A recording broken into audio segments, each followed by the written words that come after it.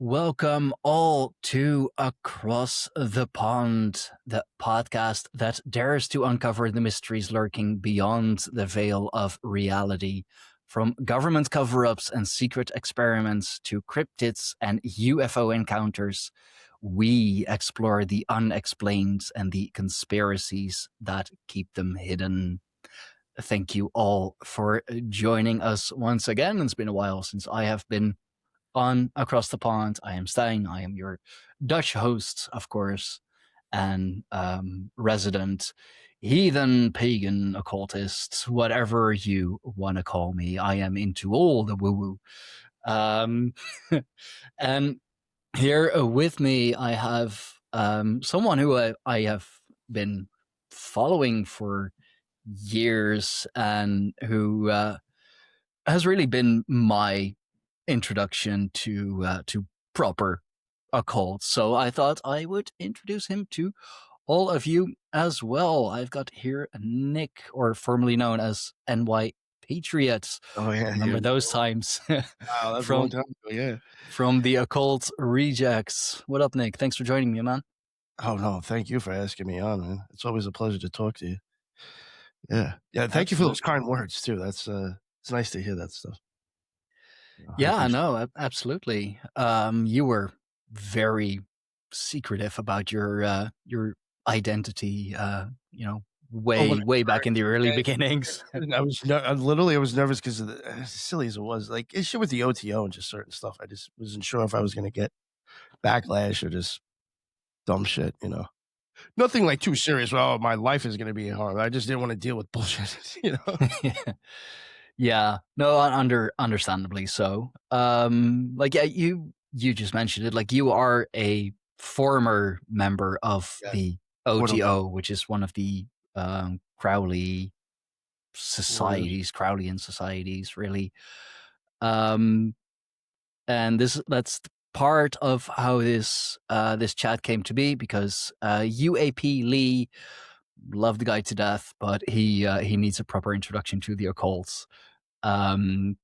He saw this video come by on YouTube with hidden camera recordings from inside a Freemasonic lodge, and I started watching the video, but I could tell from the first 20-30 seconds of the introduction, like, this is clickbait. This is incredible clickbait. It is very well done, I have to say. The thumbnail definitely did its work. The title definitely did its work. But it showed all these rituals, supposedly, and later on in the video, I never watched it past the intro, but later on, apparently those people managed to get to the 33rd degree over the weekend. Yeah. Told me that before. I was like, it's fucking expensive. Yeah, like, anyone who knows like a little bit about unrealistic. Yeah, like, anyone who knows a little bit about Freemasonry knows that the 33rd degree, like the master Mason, there are very few out there, very few legit ones. Most of them don't even bother going past Master Mason or like the 3rd or 4th degree, Yeah. I mean, there are a lot of 3rd degree Masons, but there are about as many of them who are like, well, I've done the rituals, I've done the work, it's good. I'll take it from here myself. Well, one thing, like I was saying to you before about doing that in a weekend. I mean, from my experience in the OTO, that wouldn't be possible because there are certain time restraints in between the like degrees. But I'm just gonna be totally honest with you. Like, when I did initiations in the OTO, I think it was anywhere from like $100 to $150 a pop. So imagine you're doing 33 degrees. Now, I know you may not. I think sometimes some of them do get skipped, or they're done in like clusters. I could be wrong on that, but I'm sure that's going to be in a very, very, very expensive weekend. I'm saying, with all those dues, you're gonna have to keep paying for each. And then think about that too. Every like degree has a different temple setup. So, like, you know what I'm saying? Like, how Phew. they taking everything down, putting it back up next, take that down, put it back up next. Like, how do you do all those degrees on a weekend? That it's impossible. Get some like proper theater Like, what are techs you in jumping from there one who lodge are to the next, to the one next that is set up or previously? It's like impossible to be able to do yeah, all or those degrees. And the thing is like these initiations, they probably take like almost an hour. I mean, some of them alone, even the ones I did in the OTO, some of them might have been a half hour, 40 minutes. There's a lot of theater going on. And it's just yes. like I just don't it's my opinion that that's probably not true. And like it's something, I Probably. was thinking of when you were saying that they brought in like the hidden cameras. I was thinking about how just recently the Occult Rejects and Dark Florida, Brooke from Dark Florida, and Natalie Smearman too from she's a lady who deals with like Bigfoot and stuff. Awesome crew. We were at Charlie's Beyond Belief Expo, which was held at a Masonic Hall, and like they like put it this way. At one point, I'll have to send you the footage because I think I even got it on my phone. I never posted it, or maybe I did. I can't remember, but at one point we were in like their lodge room, the temple. Mhm. Uh, Brooke's got the lights going on and off, like playing around with the lighting board. She's on the mic. So I'm in the middle of the thing. So Natalie's sitting on the fucking like big chair. Like we're literally inside their thing, and they have like zero fucks. They don't give a shit. You know what I'm saying? Like we're acting like fools inside of their thing, filming it. You know what I'm saying? Like this is where they do their shit, and it's just like they really don't. They're not like hiding much. Like they didn't even give a shit that we were in there fucking around with their shit. And then they I had mean, some of the speakers speak inside their main room. If it's that secretive, they're not going to be opening that up to the fucking public and everybody to look at. If you people want to, they can go straight up to a Masonic lodge and ask for a tour, and they'll probably get one. yeah, I mean, You know what I'm I saying? have So it's like, you walking in with a camera and getting this stuff on film is not no secret shit. I did it myself just being there at that expo, and you could just walk. I mean, I don't know. You know what I'm saying? It's easy. The film is actually easier to obtain than most people would think, because most people would never even think I'm going to go there and ask to go in. I mean, there Most are people would never even have the balls to even think of that. So it's just, I don't think yeah. they realize the possibility of it's actually no. You could walk right in there and you could probably even ask them, "Oh, can I film some of this stuff? It looks nice." "Oh, sure, yeah, show your friends." I mean, I've seen um like ghost hunting teams go into Yeah, a it's amazing. Masonic temple. Yo, if they could get away with charging you for it, they'll do it. Yeah, oh, You know what I'm saying? absolutely. It's a money maker for them too. Yeah, I We mean, have like these this is Felix the lodges inside of the out in the lodge. It's a beautiful lodge. Come join us. I don't think people realize how many Masonic lodges are actually throwing conspiracy events. It's not an uncommon thing, or how many Masons actually are throwing these events. I mean, yeah, like that's another thing. Like if it is so secretive, you wouldn't host a convention in the lodge. You wouldn't open it up to the public. I mean, I'm sure that back in the day, it would have been invitation only. Like, you have to know someone or know someone who Might knows have been someone. different 20 years ago for all I know, but now it's very, Yeah, very open with these places. They're very open to the public. because I mean they need the public. They need the That's what I'm people. I've saying. I've spoken They to got bills to pay. They yeah, need I mean the clothes lights to don't keep pay, not themselves on. bills. Oh, they wanna make money regardless.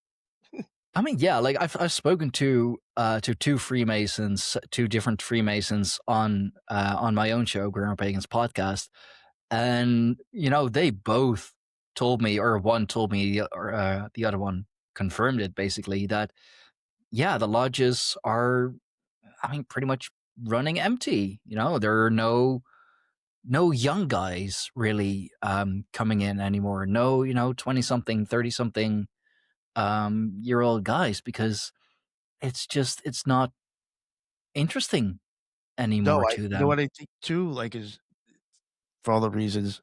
A few reasons, but I think one of them, believe it or not, is because of I think people want to get right to it, and Masonry can drag that the fuck out at the beginning.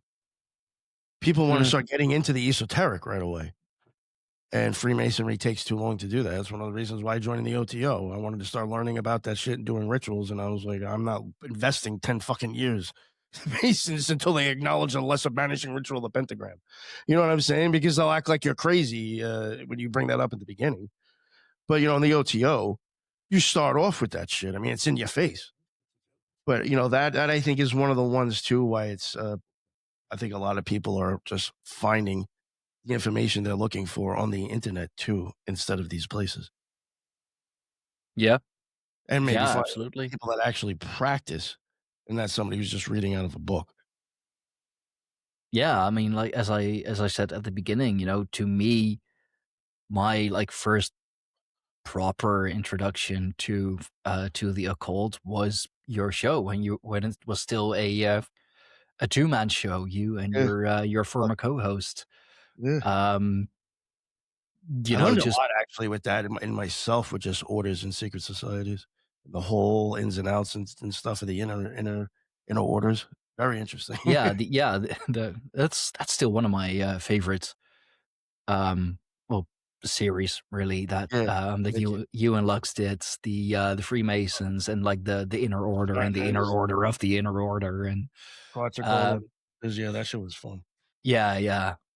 I learned a lot from that. I've started to see a lot because of that.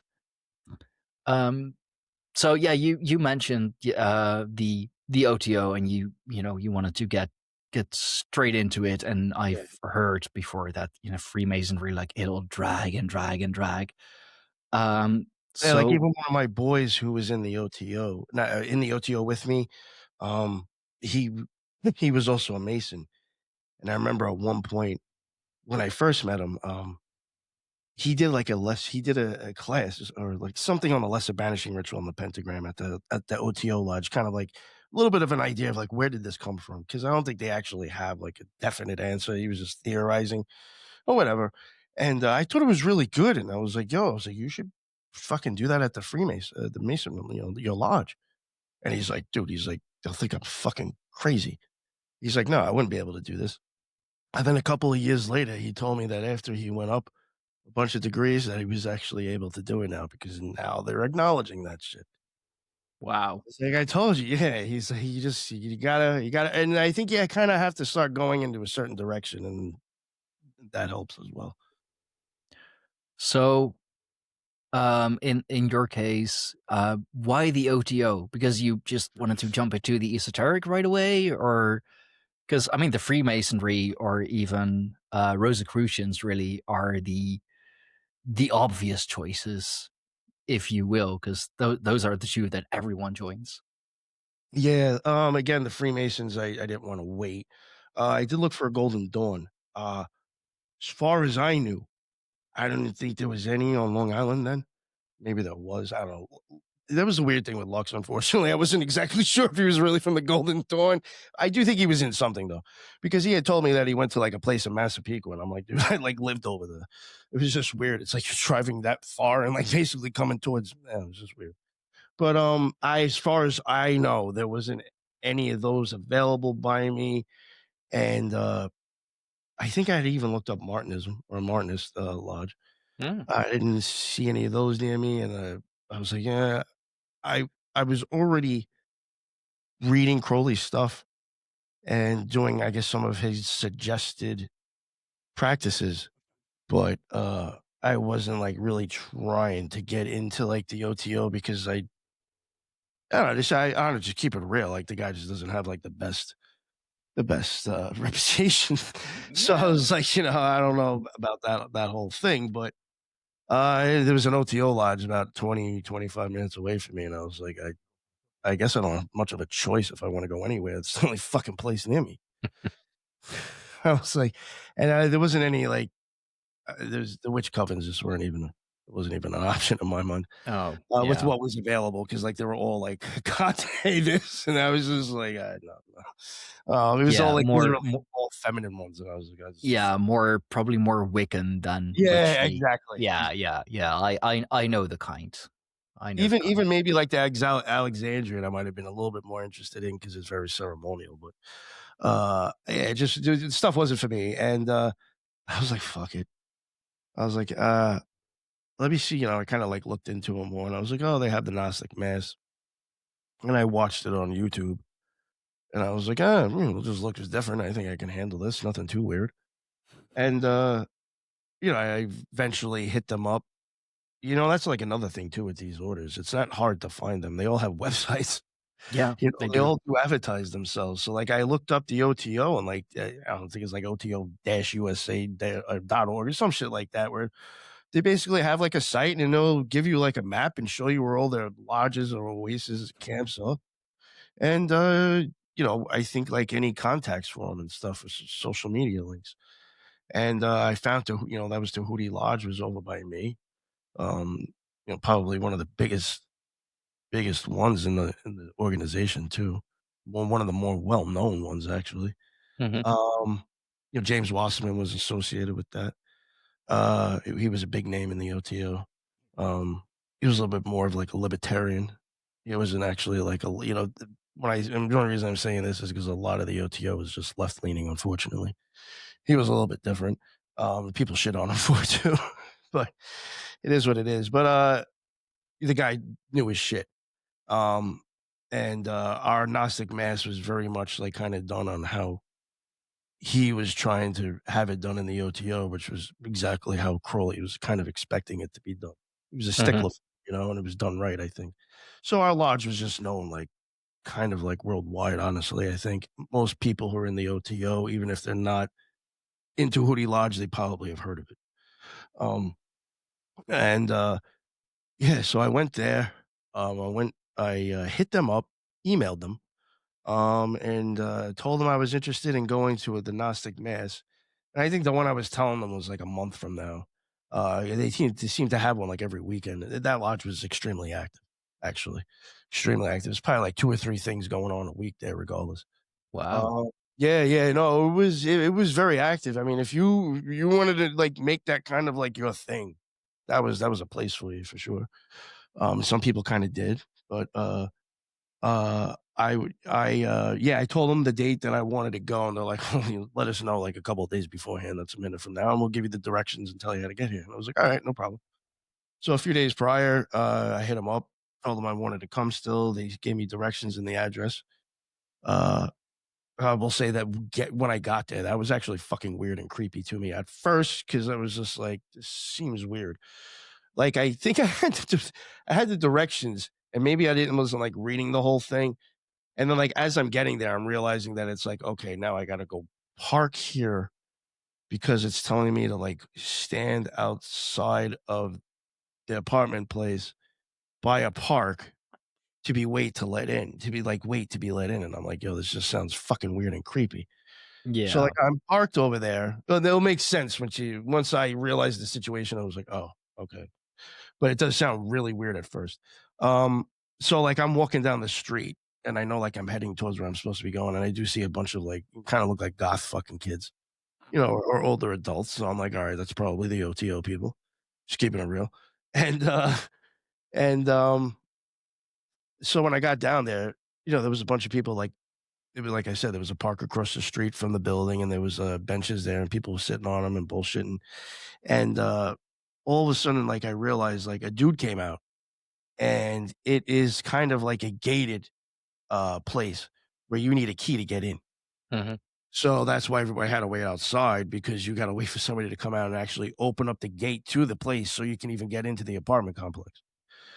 So I'm saying it's kind of like I guess like it's really if anything like it was kind of safety like at least you knew a school shooter wasn't going to show up while you're in there. What I'm saying? Nobody can walk in there unless they have a fucking key. That's what I'm getting at. Yeah. And it was basically it's a downstairs apartment. It was a gigantic, apartment in this, apartment building, and I don't know if I wish it was like maybe a a 2-bedroom. It was huge, and it was just kind of like it had a kitchen and then a main area where, like, as soon as you walked in, you had like a main area that people could hang out and sit in. And to the right of that would be like a little kitchen and a bathroom. And then the whole rest of the other place that was separated by like a curtain and stuff Mhm. was the temple. And so, I mean, it was actually a pretty huge spot.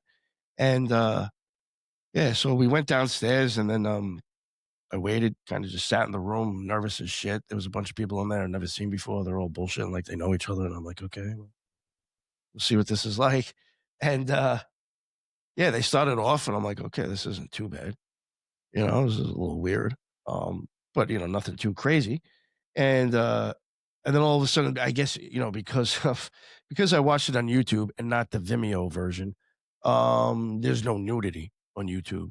So when Mhm. the priestess took her titties out, I had no idea that this was happening. I was like, and then like at that moment, it's like, you know, and like when you're in the lodge and you're like in the Gnostic mass, you'll have like two sides of the room will have rows of people, like the people who are watching it, like me, you know, people like me, and then there's the people that are actually involved in it. Mhm. And so like I'm kind of like all the way at the back. So it's like I'm like looking at like the row of people. Like I'm like basically like looking at the whole thing. This chick is up in the middle of the altar now with the fucking tits out, and I'm like, yo, I'm doing this right now. I was like, this is really happening, and I'm here. And I'm like, yo, if this gets any fucking crazier, I'm out of here. I was like, actually wondering, like, is this going to turn into some Eyes Wide Shut shit, you know? And then, you know, because I didn't know what to think. You know what I'm saying? I was like, all right. Like the first time I watched it, there was no titties, and now there is. So I don't know, like, what was not in that video that, you know, you know what I'm saying? I don't know what's been. I don't know the director's cut. I mean, yeah, okay, You know what I'm sure. saying? I mean, So, but then it didn't yeah. get any crazier, and I guess you know stayed for another 6 years after that. But um, you know, it ended. You know, it ended, and it wasn't too bad. You know, it was like all right, it's a little weird. The funny thing is, the priestess, who was the one even who had her tits out, was the one who approached me and like tried to like tell me like there's other things here besides the Gnostic mass that you might be interested in. I don't know. Maybe she could tell. Like I don't know. Maybe I got weirded out. She's like, "Oh, we got a class coming up. I think it was like candle magic. No, tinctures, making tinctures." Oh, She's like, "You okay. should check that out if you're into that stuff." And I was like, "Yeah, actually, I am." Like, I was into like herbs and stuff for a minute. Well, I Mhm. always incorporated that shit into my altar anyway. But I went back for that, and I was like, "Oh, this actually wasn't bad." You know, I learned something, and they even gave you the shit to like take home with you. I think I made like a ginger tincture or some shit like that. Yeah, yeah. But yeah, yeah. So they did that, and like sometimes they would have like classes on like history of people, like almost. I we keep it real, like almost kind of like what I do with some of these, like Giordano Bruno. I mean, that I'm sure that's a person that they've covered before inside that lodge. You know, Mhm. he's a Gnostic saint technically, so I'm sure somebody's covered that guy. So they'll do stuff like that. Sometimes they'll have planetary magic classes. I did a talisman class and magic square class in there once for them when I was a member. So I mean, there is a you can actually go there and learn. Um, I mean, technically, you could probably. I don't know how well of a member you would end up. I don't. I don't even know. Well, I mean, I don't know. I've never seen anybody who's become a member and didn't go to the Gnostic mass. But I mean, I'm sure you could probably become a member and kind of ditch that a lot and just go to the other stuff and skate by for a while. Mhm. But yeah. So I mean, I found it to have other value besides like the sexualism and Gnostic mass. Yeah. You know, I just thought that there was other stuff there that might be worth me hanging out and learning. And another thing was too that I noticed is that there was a lot of people there that were all into different things. So I was like, oh, like I could like come here and pick people's brains. You know what I'm saying? Or Oh. get ideas of like, you know, if I want to get if I'm interested in that, like, you know, books that you could suggest or to listen to, like you know, there's some people there that are big into angelic stuff. Some people there big into demons. Some people into planetary shit, Enochian stuff. You know, some people would be into Norse gods instead of Egyptian gods. You know what I'm saying? Mm, okay. You know, there was even like Middle Eastern chick that was there that incorporated. I think she might have been into like Hinduism. You know, that was the one thing that was. I guess, appealing to a lot of people too with the OTO is that they basically believe whatever the fuck you want, you can still be there.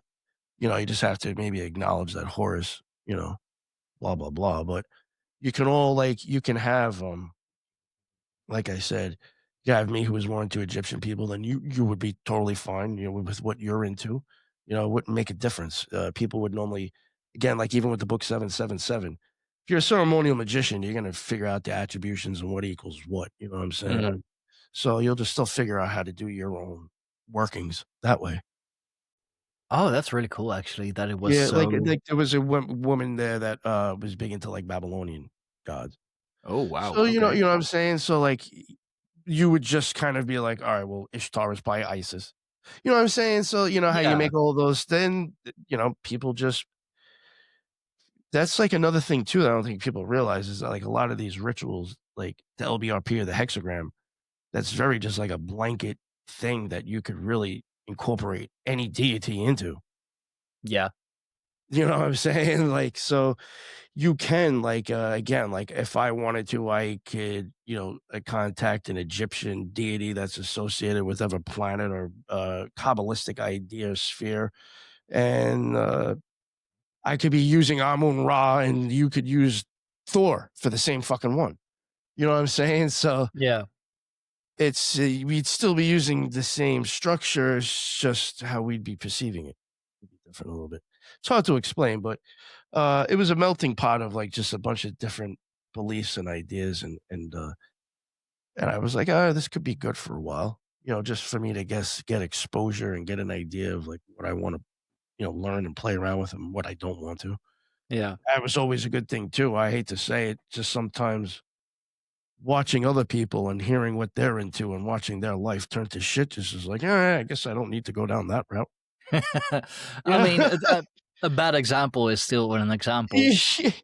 Yeah, I remember me and my friend Jordan after a while, we're like, yo, it just seems like, people, they when they play with demons enough, they start to smell like shit. You know what I'm saying? I mean, yeah, that doesn't surprise me. Yeah, Yeah. there was some kind of phrase we used to say, you play with shit long enough, you're going to start to smell like it or some shit like that. But there was a lot of people that we would watch that was just like, yeah, I guess we shouldn't magic that way. So it wasn't all Satanists and Luciferians Oh, and all those bad dark magicians. what's funny is that they would actually sometimes like they would kind of crack jokes on like the ideas that people had on that because it is like even if they're like a true Satanist, probably wouldn't even fucking walk into a place like that because Hmm. you'd have to be acknowledging something like I don't know, like a real Satanist. I mean, what do they kind of construct their own archetype. Yeah. You know what I'm saying? They'd have to be accepting the OTOs to an extent. Like you do have to like I said, it is very open, but like, all right, if you want to get confirmed or baptized, you have to, I think, like acknowledge being a warrior for Horus. Okay. You know I what I'm mean, saying? So I don't know would a Satanists even go that far if they unless they're just going through the motions like I did. Like I was just well, I just want to be able to be in the Gnostic mass, and this was I have to fucking do this, unfortunately. Because at yeah. one point I actually wanted to start doing stuff in the mass, and you had to be confirmed and baptized, and I was like, oh Jesus Christ. Oh no, actually they were letting me do it for a while, and then they were like, oh, like you're supposed to actually be confirmed and baptized, but you know, and I was like, all right, whatever. And I was like, oh, fucking go. Sure, sure, sure. Yeah, you just, Warrior for Horus. Yeah. get it done and over with. Let me continue. Here's Yeah. my $15. Sign this fucking paper. No, because like Fucking oil on my forehead. sure, whatever, man. Like whatever is needed. Yeah, yeah, yeah, yeah. Yeah. Yeah, no, because that's the other thing that so many people who like start off with finding out about these secret societies, it's all Satanism, it's all dark magic and Luciferians and whatever, and it's the Freemasons who run the world, and um I mean, like I'm just here sitting like, if that were the case, first of all, we wouldn't know about it, and they wouldn't be as open as they are. They wouldn't open their lodges to everyone. I wouldn't have had two Freemasons from two different lodges, from two different generations, even on my own freaking podcast if they were indeed to run the world. You know what? Um, That these places, I'm gonna keep it 100%, and I was one of these people for a while myself. These places are normally just filled with scared nerds looking for an answer. No, I'm keeping it real. We're a bunch of scared yeah. fucking nerds that are looking for something that we know there's something out there and we're looking for it. But I do think there's also like most of the people in there, they're scared of their own shadow. They ain't gonna be going around doing crazy shit like everybody thinks they are. Just put it that way. You know what I'm saying? that's that's kind of pathetic, actually. It's just like when I think about it, I'm like, yo, the dudes in Antifa are probably bigger than most of the males in the OTO. You know what I'm saying? In those, you know, I'm getting at. These Antifa guys always like the size of a fucking toothpick. You know what I'm just saying? It's just like, I don't know. It's just, listen, I know fucked up shit probably goes on in some of those places. I'm like, I'm going to keep it real. But for the most part, I really like, you know what I'd like to tell people who think that all this horrible shit is going on in those places? Go visit one of them at least once. Yeah. I mean, they literally, like, on their website have days of, like, hey, we're open for the public on that and that day from those and those times. Send us an email and come visit, come check us out. I Like, mean, you'll probably I've still have reasons to talk shit about them afterwards, but it'll probably be for different reasons. You should just be making fun true. of Yeah, yeah, the yeah. place. I mean, I've seen that recently with the lodge, Freemason lodge, like close to me, like in Haarlem, with the Rosicrucian temple. Like they had their day for the public, like just recently, I believe, in November. So they are open to the public, and anyone can join, really. Well, you know what's another thing too that is, and I'm not trying to like, this guy's cooking for the OTO. Yo, you even got to get two people to sign off to say that you're not fucking crazy. You're probably gonna hurt anybody if you'd even do initiations. Really? Oh yeah. You can't just you got to petition and ask, and you got to get people to sign off and be like, yeah, I think this person's like of sound mind and actually should be able to do this. Yeah. Yeah, I'll be even there's Wow. people who will show up drunk and they'll tell you, "Leave, you and you can't come back. We don't want people here fucked up." They actually I thought was actually impressive at one point. They would send out emails every so often like, "Don't come here high on heroin." Basically, it was basically point blank. It was drawn out, but it was like, "We're not tolerating drug use in this place." Like, Wow. they even didn't want like, yeah, like, I had a friend who one time showed up there drunk and they told him to get the fuck out. And he kinda, like, got in trouble. They're like, it's a public place, dude. You know, there's people coming here for the first time. Fuck, what are you doing? You know, That's like, they actually crazy. yeah, believe it or not, like, I'm not believe it or not, this is actually surprising. Some people may not, if they happen to hear to Hootie Lodge and they hear me saying it, but, like, there was somebody who it was post-op. That motherfucker started getting loony, out. Goodbye. They actually kicked it out. Fuck. So, I mean, again, I'm not saying that, like, these people aren't like, believe me, there was people there, I'm surprised, were probably very upset over that. I'm sure they didn't agree with that. But, like, they still, like, I don't know. They still understand, like, if you're nuts, you're nuts. But So, like, what I just guess what I'm getting at is, like, I don't know. The place that I was at, I'm sure if there was ever shady shit going on, it was done by a few individuals and not, like, the place as a whole. I You mean, know? shady shit goes on everywhere. Oh, yeah, no matter what religion or what church or it doesn't I matter. mean, There's I always gonna I be like 5 to 10% of pieces of shit in it. I work in security. Like, you wouldn't believe how many stories I have heard about, like parties going on and, people sneaking off and being filmed and like it being used for blackmail. And that is like at a very, very well known place in Amsterdam where a lot of conventions are held. Like I'm not gonna name any companies or any locations really, but there are two separate parties held there. Usually like around these times, around Christmas time, at time of recording at least. Um, like you'd have one for the like the in-house staff, the in-house security, and then one for like the contractors. And just so much stuff goes on there. Like everyone knows this kind of workplace parties where people have a little bit too much to drink, and it's Amsterdam, so they definitely have something to smoke as well. Stuff goes on there all the freaking time. Like I've worked a lot of event security that just, I mean, you don't tell me that haven't been, some of my colleagues who either on or off duty have done things with either some of their colleagues or party goers. Like, especially if you look at the techno parties, for Mm. example, like hard techno, which there are plenty of here in the Oh Netherlands. yeah. We love our EDM. Oh, Um, I love. You ever hear of Angicore? oh no, can't say I have. It's Oh it's no, not it's like a hard techno. I think they're from Italy though. Yeah, it's not huge. my Yeah, vibe. no, I love that type of shit. Yeah, but I mean, just how some of the female audience is dressed there.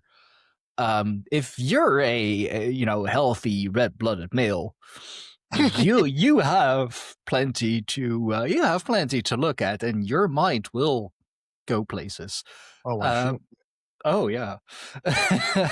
So like, just imagine someone who has a little less shame, if you will. They'll act on it for fucking sure, especially if you work in security. Hell, I worked as a cook for 10 years. You won't believe the things that go on in the kitchen. Or like what colleagues do with each other, what they do to each other. Oh, that's funny. Yeah, I never even thought you could see like vicious, probably It like just happens. catty shit between people, right? Yeah, and especially like back at the house, in front of the house, the servers and the cooks. Woo, it's it's fire and ice, but I mean, sometimes, you just need to let off some steam. So you go into the cooler with the cute new waitress. It's a There you go. thing that happens. It's a form of therapy. Sure, yeah. It can be very therapeutic. Very therapeutic. I'm sure. Uh, Oh my god, so long. but like it's not like that's just human beings. That's just human Yeah. society. We do things, and sometimes those things are a little frowned upon. I will say though, and this is that's like everything you're saying is totally like really fits like these orders. Like you'll get people that maybe are just a little bit more open to, or just like you're saying, just regular human nature. But then, unfortunately, sometimes you will get a few here and there that, like, these. I think you understand that when you start getting into the occult, for some reason, in the esoteric, that does kind of like it does kind of invite like the mentally ill.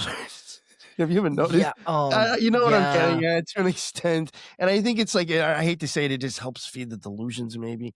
Well, what for whatever reason it is, so it's like you might have like I'll keep it real, like at Tahuti Lodge, there's probably like 120 active members per se, on their list. There are 100. 15 of them are probably fucking like straight up weird. It's really, that's like 10%, like out of the 100. You know what I'm saying? So it's just like, and then like that can like, sometimes like give it like a fucked up look maybe once if you happen to go there and a bunch of them are there. But it's unfortunate that that's just going to happen probably any places you go to anyway that has the occult. Yeah. No, absolutely. I And there's mean, Freemasons I met that are fucking weird as shit too. it draws in a certain crowd. Yeah. I mean, Um. even from like a lot of these events I go to, they're all fucking like, a lot of the speakers there are Freemasons or Templars. I'm just going to keep it real. And a lot Mhm. of owned by Masons. And like, I've gone to so many of them that a lot of these, like, even though I can't get them on my fucking podcast, they'll acknowledge me like when I'm there. And they'll bullshit with you. And it's like, yo, some of these motherfuckers are out there. Yeah. And No, it's I just mean, like, yo, like, how did you even become famous? You're nuts. that's probably why. Yeah. Um, They're like, "Yo, you're so like crazy. You actually really sell your bullshit because you almost like act like you believe it." You know what I'm I saying? mean, it's the same in heathenry. You know, I God, I have experience with that. One of my my former former friend and European moderator of Heathens of Oath and Honor. Um, at the end, there was there was very little honor, and just about all oaths were broken. Um, so I guess. Um, but he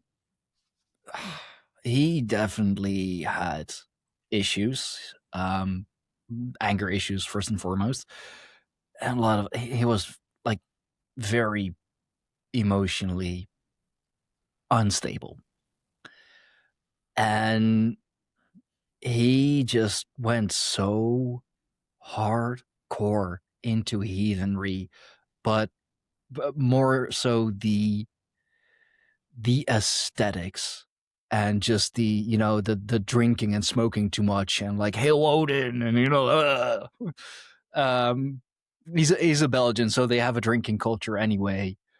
Um and he's a heathen, so that's even more of an excuse to drink. And I mean, or is, I don't know. There's a reason I broke contact with those guys. Just the biggest LARPer out there, but he presented himself as just this big heathen guy, like a freaking Viking and all of that. And he had the gauntlets and the clothing and the drum, and like he had everything, like all the aesthetic things. But he was, and Firefay, my wife, she will confirm this. He was faking everything. He was nuts. He was absolutely. He had, like, his mental issues were off the fucking chart. But still, he was one of the main guys of Heathens of Oath and Honor.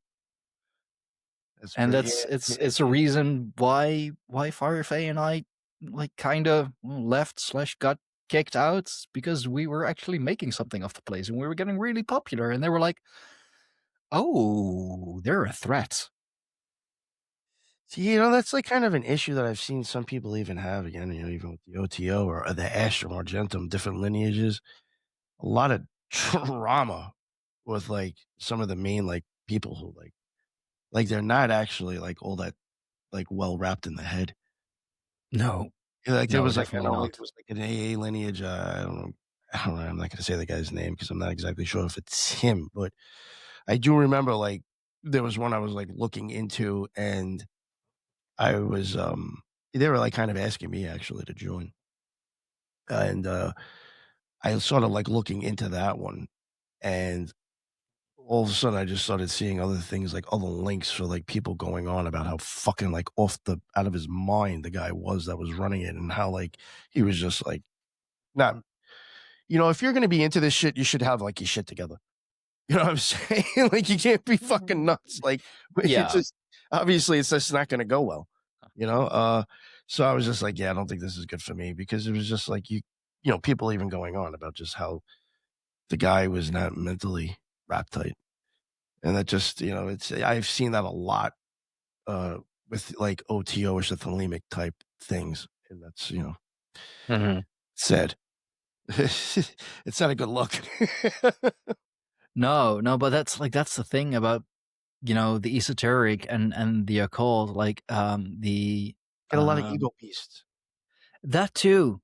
That too, yeah, and just the mental stress sometimes. Like, I was listening to Shouldn't be like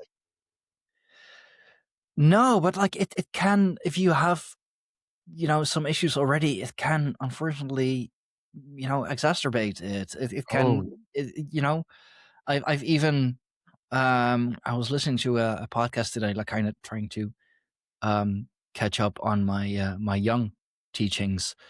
And he was like explaining a meditation that that he did based on the kind of meditation that Jung did.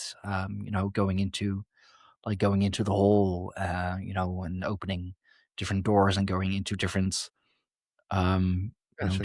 different halls, different corridors, and all of that to within your mind to get to know your own archetypes, um, and all of that. And he had to give out a warning before he was describing the ritual, the meditation that he did. Like, if you have mental problems, if you are, a diagnosed schizophrenic, um, consult your doctor before you do this, Oh wow. because making contact with things inside of you, inside of your Oh, mind, inside of your psyche, good if point. you're already having those kind of problems, I mean, you're gonna go full loony bin. I Sometimes mean, I he think, he didn't put it like that. He put it a little more yeah. professionally, but that's what he was hinting at. No, I totally agree with that. Totally, because I do think a lot of times it is like I'm glad that you said it. Like you're really contacting shit deep in your mind too. Yeah, I mean, you're going so deep within yourself, and with those meditations, you'll encounter stuff that you never knew you had, or you have pushed so far down that you Yes. forgot about it. Yeah, that's when the shadow work needs to come in, and you have to start dealing with this Ugh, stuff. I hate shadow work. Yeah. I hated it because I had to be fucking honest. I was like, God damn it, man. Yeah, Honest yeah, limit. yeah. But it's. I mean, literally, as Young said, I have my notes here still from today, actually. You gotta show if you don't mind. You gotta. I'm interested in this meditation thing you're talking about. Um, You have to maybe send me something. it's in the Red Book by Oh, uh, okay, all by right. by Young. No, Yeah, I have not checked that out. I've had like countless people tell me to check that book out. yeah. No, I mean, his teachings are awesome. I started in the Book of Archetypes, because it lines up so much with heathenry, Germanic polytheism. But one of his quotes that I absolutely love: "Who doesn't acknowledge the shadow will be possessed by it." I like that. And That's truth. Ain't that the truth? it's yeah, no, absolutely. I've seen it. I've seen it with myself. I've seen Yeah, it with exactly. That's how family members. I've seen I it on like the grandest scale imaginable. Like, people who don't acknowledge their shadow are, they will be possessed by it. They will eventually be consumed by it. And especially if you're doing, these kinds of rituals, you will encounter your shadow whether you like it or not. I think so. I agree with that. So, I mean, like, speaking of rituals, you already mentioned the Gnostic Mass. Oh What kind yeah, of yeah. other, like, type of rituals were you, doing, or supposed to be doing, um, Um, in the OTO? all right. Well, for one, like all right, the OTO, like they have the Gnostic Mass, so that I do think, if I remember correctly, normally somebody would open that up with doing a lesser banishing ritual, the pentagram, maybe sometimes the star ruby. But then, like the Gnostic Mass, I mean, that's a whole ritual in itself. So, Hmm. I mean, they would do that, probably again, 2 Lodges, they were doing that probably like once a week. Uh, but then, like, the Book of the Law, that was written in 3 days, April 8th, 9th, and 10th. Those days, there'll be a day for each chapter. There'll be some sort of like ritual done, and then you'll eat afterwards. So they'll have that, and then like maybe sometimes they'll acknowledge certain things for certain reasons, but um, they don't actually have too many things that is like specifically ritualistic, but now practices that you should probably be learning on your own in the Hmm. OTO that I was doing at my own house, my own place. The lesser banishing ritual of the pentagram is kind of like your most basic thing, which would be just to make it short, basically contacting the angels of the four corners and kind of dealing with like the elemental, uh, I guess, realm.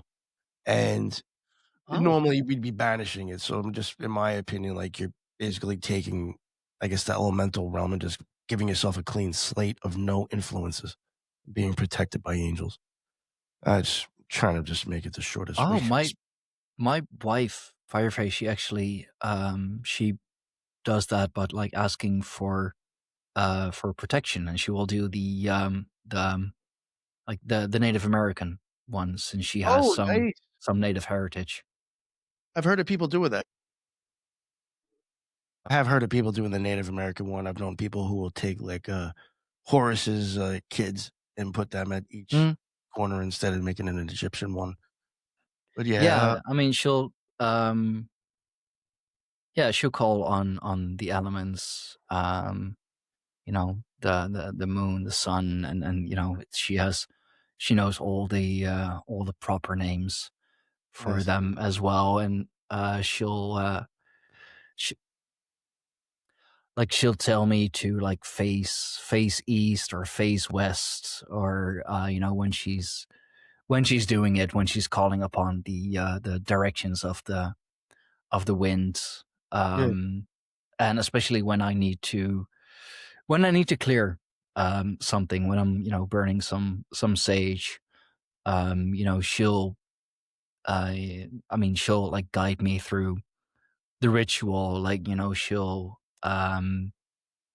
she'll do the calling on, and then I'm just supposed to like light it and face that way, face that way, and all of that. So I guess there are many Oh, versions of it, but okay. it's a very basic one. Yeah. And all right. Well, yeah, we have the lesser banishing ritual, the pentagram. That was something that was hugely suggested to do. The middle pillar is like kind of a almost like a meditative thing that a lot of people suggest doing, like maybe after your banishing ritual, and that is like kind of more of a I think Israel Regardie really came up with that one, from the Golden Dawn. And that one is kind of like focusing on like five out of your seven chakras and kind of like vibrating God names where they are. And then like you're gonna visualize a lot of it's even like visualization and kind of just like mantra stuff where you're just gonna start visualizing all these like colors coming out and certain things spinning. Like it even tells you like what to picture and stuff. Um, so yeah, like that was always like a highly suggested meditative thing to do after the banishing ritual, the pentagram. Eventually, I was very interested in planetary magic. So then I would start incorporating the hexagram ritual, which was to mainly like just as really, daily stuff. It was just banishing. That's all I'm doing. I wasn't invoking anything as a, daily regimen. Um, or at least there was times where I would, I think, and I did that on a elemental thing, just to see if it would help with work in certain ways. But yeah, for the most part, like again, I would just do the banishing ritual, the pentagram, to banish all elemental or earthly influences, and then sometimes I would do the middle pillar, and then I would go into the hexagram ritual, or I would do the hexagram ritual and then go into the middle pillar. But then I would do that to banish all planetary influences supposedly that are on me. It's just more or less of kind of, I guess, removing the shit off yourself and trying to move around more freely, I guess, without any influences. Um, and believe it or not, all that with throwing a meditation in there, it probably could take me like 20 minutes, 25 minutes every day, if I did that in the morning and then at night, because I would just go one right into the next and then maybe meditate for like 10, 15 minutes. But yeah, that was probably like an average thing that I would do every day, like once or twice a day, if not three sometimes if I was like off of work, just simply to keep memorizing how to do these things. Wow. Okay. Yeah, yeah, yeah, yeah. It But was to the point 20. to where I want to be able to. It was a point to where I was able to do these things. I didn't have to like have anything written down, and it was like just such free flowing out of my mouth. It was Mhm. almost like physical meditation at that point. It was almost like I was just set on automatic, and I could just go right through it, like not even a thought. Hmm. But 20, 25 minutes, that's really not No, that long. no, that's what I've seen. Yeah, the banishing ritual, the pentagram is actually very short, at least the one that we use. You know what I'm saying? It doesn't get Mhm. into too much. It's very short, and even the hexagram is it's a little bit more to it because then you're gonna start doing God poses, and it just takes probably longer to draw the hexagrams than it does the pentagrams. Yeah. And yeah, but they're both like kind of fairly if you're doing it, in my opinion, like those rituals, that's like another thing people hear about, like these pentagram rituals or the hexagram rituals. Like if people were to go like look at what they are and you were to read them, you're probably like, I don't even understand. Like, what are you even really doing here? It's because all that other shit you actually have to like add in yourself. That's just like basically like, Yeah. okay, well, this is like the basic formula, but like now whatever you want to do, you have to incorporate that in yourself now. It's hard to explain, but it's like there's so much more that a person actually has to add in if they really want to start doing stuff or invoking things. Yeah, it's very, very simple if it's just banishing and that's it.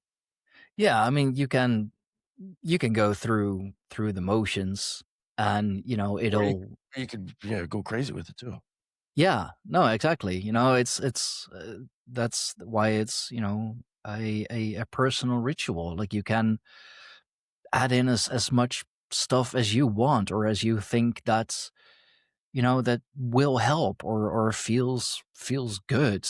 I mean, you could do it Some people for. are magicians will start playing their instruments and stuff at some, times just to, I know people who do that, or yeah, just a lot of things that you can add to it. Like if I, just another way to explain like how how detailed it could get. If I wanted to actually invoke like a planetary influence, I'm gonna have to banish everything first, and then I'm gonna have Yeah. to go around and start all over again, and then start specifically detailing which one I wanna do. So, like, now you're doing the ritual all over again, but now an invoking version, and you're gonna be picking the exact planet and drawing the zodiacal sign, and it will get very detailed once you start doing all that. But when you start looking at it on paper, it doesn't look like much. The magician actually has to kinda come up with the rest if they wanna do anything, really. Yeah. So, like, I guess what I'm even trying to get at is people get all scared by this stuff. It's like, yo, half the time, if a motherfucker was to even look at this shit, they wouldn't even know what to do anyway. You know what I'm saying? Or it's just, it doesn't even, it's hard to explain. Like, Yeah, and I mean, people think rituals, and they think, everything, all the stuff that they, hear about in all those conspiracy theories and all of that. No, a ritual, as I've also explained many times on my own show, can be anything. Like, if mhm, you, like, in the morning, if you do certain things in a certain order, yep, it's a yep. ritual. Like, It's, we literally call it a morning ritual. I get up and brush my teeth and then have coffee and a cigarette. I do that every day. It's a ritual. Exactly. And I know from personal experience, and I mean, anyone really does. If you don't, like, if you can't have your coffee, or if you can't have your cigarettes, a part of the ritual is missing, if you will. You don't. It kind of, you feel it throughout the day, because you didn't get it started. You didn't get your day started the way that you want to, the way that that feels right. And that's exactly what it is. That's exactly how simple it can be. I mean, like, my morning ritual, I get up, I feed the kitties, I take a shower, I take a shit, I dress myself. That's it. Like, then I'm ready for the day, and then, like, I have to figure out what to do for breakfast and whatever. But those are like the most basic things. And that's my morning ritual. Why? Because that's how I start my day every day. So, People don't you realize know, how ritualistic their life actually is. yeah, like, it doesn't always involve sacrifices, or anything big and scary like that. That's not until you, like, actually get serious about it, and then it's more so about self-sacrifice. Yeah. Yeah, I guess even what I was gonna say too is just like, people look at these things and you realize like the person has to be a piece the person has to make this bad. It's inherently I Yeah, don't think necessarily is. It's just the practitioner where they wanna use it for. You know what I'm saying? Like, yeah. I mean, they're that's the one that's who makes it a weapon in that sense. that's the personalized aspect. Yes, exactly, exactly. If you want to, if you want to do bad shit with it, you're gonna do bad shit with it. But the magic itself or the ritual itself is neutral. It's how And you then use it. It's what you and do then, with it. not for nothing, but, like, you probably even know too, like, it's just, like, even a known thing and, like, well, you just I mean, you'll read in so many books too. If you're a ceremonial magician and you're actually into this, you're doing this to have an experience with God, Yeah. or at least you're a holy guardian angel. Like, you know what I'm saying? Like, that's, like, the known thing for a ceremonial magician. This is what they're supposed to be doing. It's having contact with the divine. So it's like, alright, well, then that other person who's doing the other stuff is obviously just a fuck up piece of shit. That's not actually what this is supposed to be about. No, I You know what I'm mean, yeah, saying? it's the same reason that I do things, like you could say like I'm doing the, podcasting and reading up and learning about all of these things because I want to like try and invoke the botanic spirit within myself. I go to the gym, I do kickboxing because I want to invoke invoke Donar and invoke the the protector and the guardian in myself, the strongest of all the gods. It's or at least kind of want to go on the Jungian tour, you know the find the archetypes of Yeah. those within myself. Yes, yes, yes, exactly. See, I gotta check this shit out because I was big into, like, taking on the god form, like what you were saying, like, taking on, like and then kind of just, like, using that person's character to kinda get where you wanna go, or obtain or be who you wanna be in extent. Yeah, becoming the archetype. Yeah, Yeah, yeah, yep. yeah. Yeah, I would do that Yeah, sometimes. you should check out Young his stuff. It's Yeah, it's yeah. it's really it's really good. I might even release the episode with Matt early. Nice. Um, like as a We talked about that with Matt Moore? yeah, Oh, I gotta listen to that then, yeah, let me know when that comes yeah. out. I mean, like we talked about Young in the Young Library. Um, Oh, that is badass. yeah, I mean, You got in the Embassy of the Free Mind in Amsterdam. So that was just perfect place, perfect time, absolutely awesome. Um, yeah, Young his stuff. I mean, he was. Um, it's funny, like he got called a mystic as an insult oh. because I he thought that was was kind of a. like I thought that was like a fair, okay word to be called, and like people accepted mystic I kind mean, of. yeah, but he was a more of a philosopher, more of a doctor, a therapist, Yeah, psychologist. So I mean, at least back in the days that he was writing and publishing his stuff, they didn't consider him a true psychologist because he went way deeper. He went with he like the divine. He called the divine into it. It wasn't all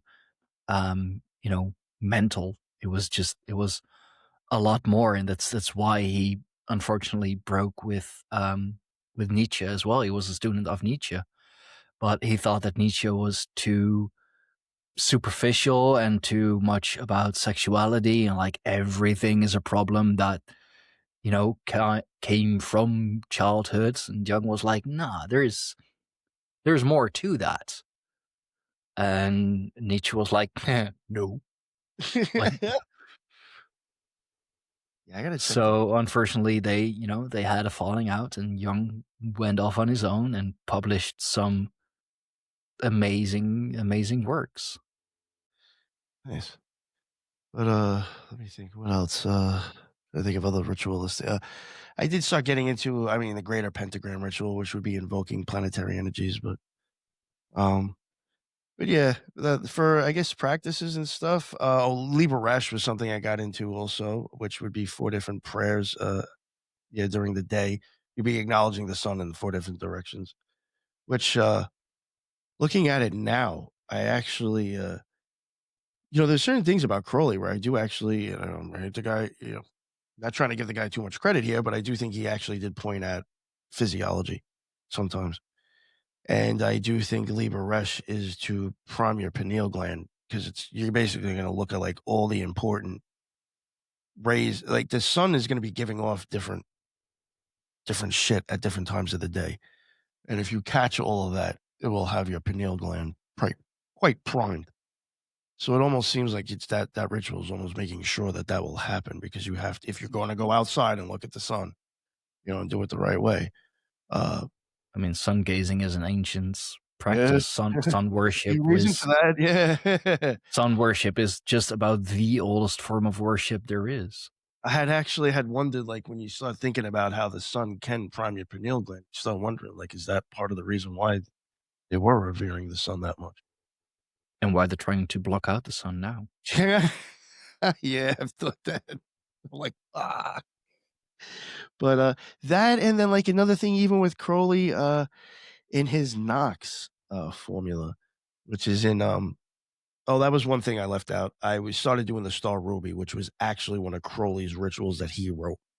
He didn't, that's another thing a lot of people seem, I'm sure like people seem to think that like he did the lesser banishing ritual, the pentagram. It's like, no, like just because he put it out in his publication, it doesn't mean it was his. Like he technically, as crazy as it sounds, if you were to really look at what he did when he started publishing all this stuff, he was technically kind of a whistleblower against the Golden Dawn, saying everybody should be allowed to know this shit and not just rich, privy motherfuckers. Really? That's the only reason he started pushing out all that shit at once. Is because he was like, "Nah, man, everybody should be able to obtain this stuff, not just you motherfuckers." I mean, I'm not trying to church Oh, it up or wow. anything, but if you really wanna look at the actuality of the situation that we're told, I mean, who Mhm. knows? It's not all fabricated to begin with. Because keep it real, the guy was an intelligent agent for multiple countries. Yeah.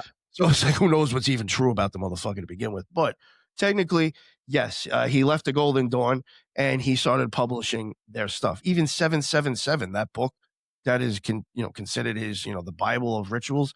Mostly all that was obtained from the Golden Dawn, and he just added some shit into it. Yeah, he just was just like, yeah, no, even in magic and theory and practice, he was saying, the fucking shoe salesman should be able to understand. You should be able to practice this stuff if they want to. Anybody should be allowed to get into this. Like, now Eh, I'm imagining, like, El Bundy down in the basement. that's what I thought. Yeah, Oh, yeah. man. But, so, like, a lot of the stuff that he put out was not his. The Star Ruby was one of his actual rituals, so I was doing that, quite often, and that one was even in, that was in Greek too, so it's like I even had to, like, learn that to an extent. You had to memorize what you were saying at least and say Yeah. it. But, yeah, I forgot where I was going with that. Yeah. Oh, So, I'm just saying could that I could you was say that, like, in a way, Crowley was the original occult reject, in a way? fuck. Well, it's funny. I mean, he did get kicked out of a lot of places too. I mean, he got kicked out of the Masons, I think. I mean, I don't think I mean, it's that hard to be kicked out of the yeah, Masons, no, but it really. is kind of. I guess. I mean, I hate to say yes, but I guess so. Yeah, if you really think about it.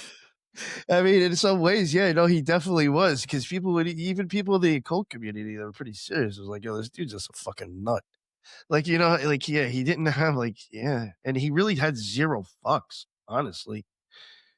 I mean, in my opinion, he really didn't give a shit what anybody thought, and I honestly think he did things on purpose to get people just like, "What? Oh my god." Like, I think he would just do shit on purpose to trigger motherfuckers, which, I mean, I even do that myself too. I was I was gonna say, I mean, like, the why I'm saying this is because, a lot of what you're describing is kind of what you're doing as well with, with the occult rejects. Like, you are, well, exposing, the occult for for what it is, or Oh what it yeah, can be, how it is practiced, can be practiced, what it means, what it truly means.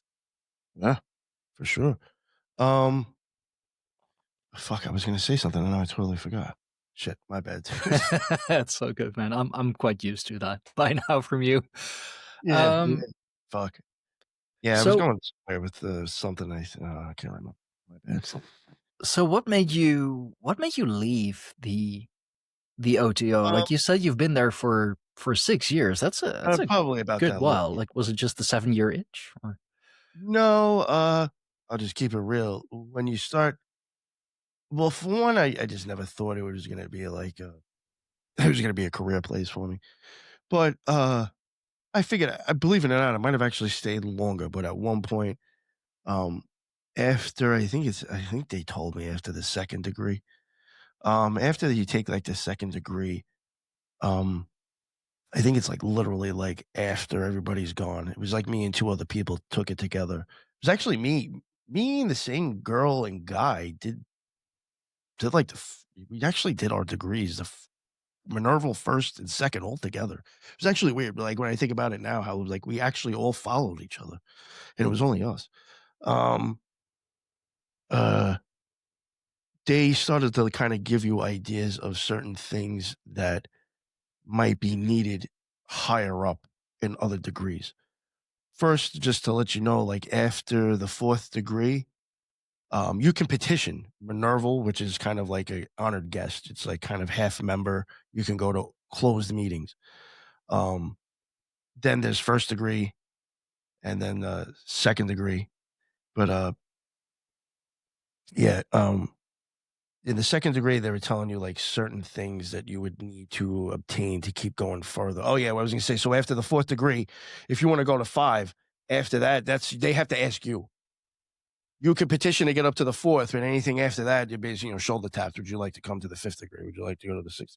So, like at that point, you almost have to start wondering, like, is that kind of like personal shit now?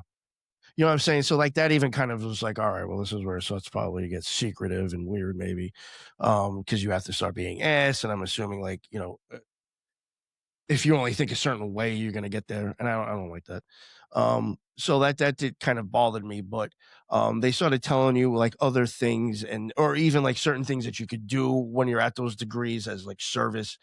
And yeah, they had mentioned, I think one of the degrees, I think like if you were with somebody, they had to be in the OTO too.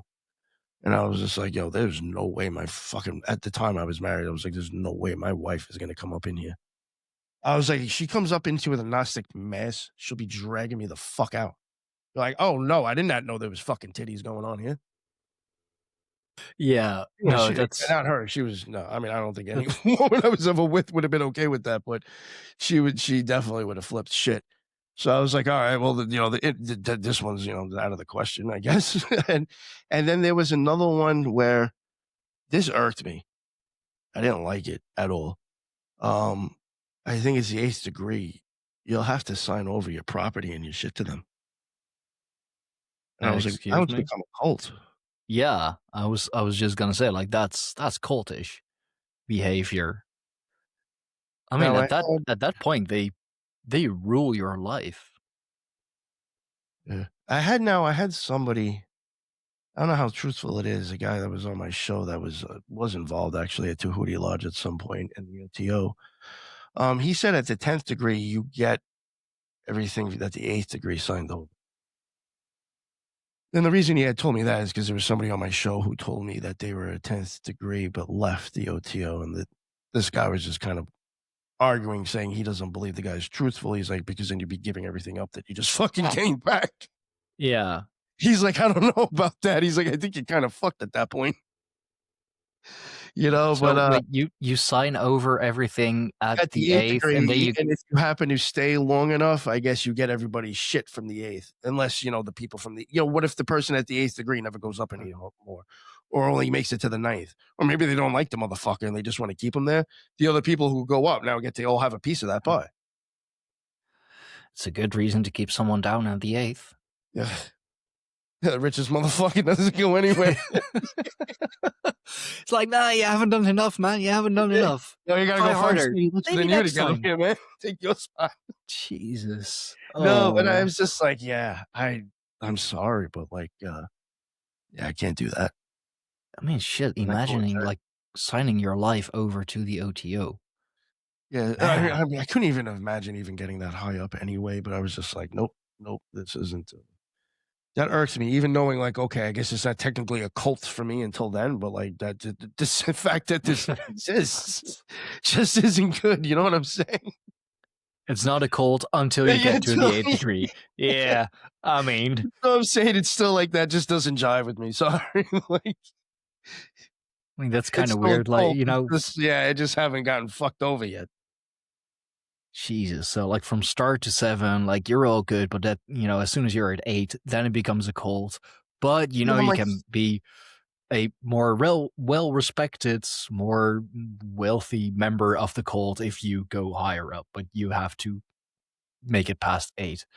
That's kind of, I mean, weird, man. I guess with all the lodges like struggling for money, struggling for cash, you think Bora would start implementing that. It's Yeah. a good way to to gain assets. Um, But yeah, that stuff was too much. And then, mm, um, like that had already kind of like it, kind of ruined it for me a little bit. So like I wasn't even going too often anymore, but I might go like once a month, mhm. and then I think I had even stopped for a few months, and then COVID came, Oh, and the way that they dealt with that just totally turned me off. Uh, yeah. You said at the beginning they were very left leaning. I mean, we've seen and are still seeing how the left is dealing with issues like yeah. this. So like yeah, they at first I was just like, yo, the churches are still open, but your doors are closed now. I was like, so like, Jesus Christ got bigger balls than Horus now? Like what the fuck's going on here? And then like a couple of weeks or maybe a month later after that, they sent out an email and I remember it just pissed me the fuck off. Especially like after I had spoke to a few other people because it said like that they did like some sort of survey or poll with the members and that 93% of the lodge was not comfortable with opening up unvaccinated. So I was just like, well, I never got this survey. Uh, spoke to my friend Jordan. He didn't get the survey. I spoke to my friend Jason. He didn't get the survey. My friend Mike. He didn't get the survey. So where did you even get this fucking number from? That's conveniently 93. You're lying and mind fucking people. This is a propaganda fucking email. I was not cool with that. That bothered me more that they actually wanted the jab, as I knew it was a lie. You know what I'm Wow. saying? Like that was a Yeah. complete fucking lie. You didn't ask everybody because I just listed off at least fucking 5 people that I knew that didn't even get to answer that. And we want to start like actually counting like active members that would have gotten that. That may not be 7%, but that's a chunk to where it's just like I don't believe it. I don't believe it. And That's messed up. yeah, yeah, and I I mean, was like, it's fuck this place, man. No way. I mean to, demand that you are jabbed before you can come back is, well, unfortunately too many places um did that, so that is, red flag number 1. Like, why would a secret society, if you will, or a group focused on the occult and Mm, just for a second. yeah, okay.